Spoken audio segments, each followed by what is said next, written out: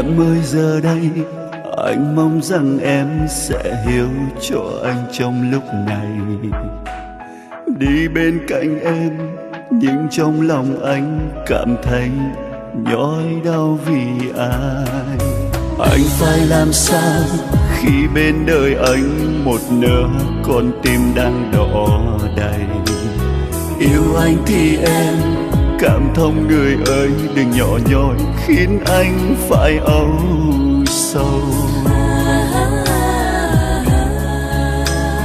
Biết em đang thật đau lòng vì tình xưa anh vẫn còn vấn vương. Trái tim hướng về em nhưng tình xưa nghĩa cũ còn nặng mơ. Giờ đây anh mong em hiểu cho nỗi đau của anh. Con tim của anh giờ đang rất rối bời. Đừng tuôn rơi người ơi, những dòng lệ xót xa thời gian sẽ trả lời tất cả. Cầu mong cho tình yêu của em không phải nhỏ. Em hãy đợi anh và tin anh trong lúc này. Anh rất yêu em, chỉ muốn sống bên em, nên giờ đây em phải hiểu cho anh trong lúc này.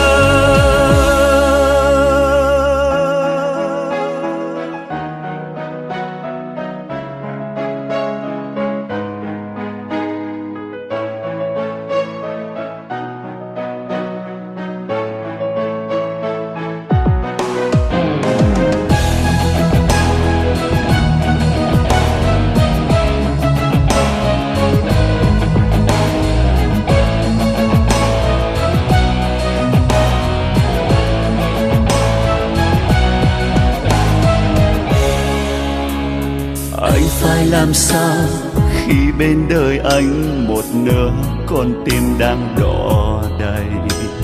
Yêu anh thì em cảm thông người ơi, đừng nhỏ nhoi khiến anh phải âu sầu.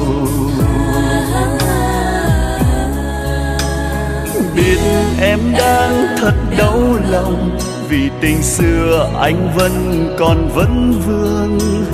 Trái tim hướng về em nhưng tình xưa nghĩa cũ còn nặng mơ.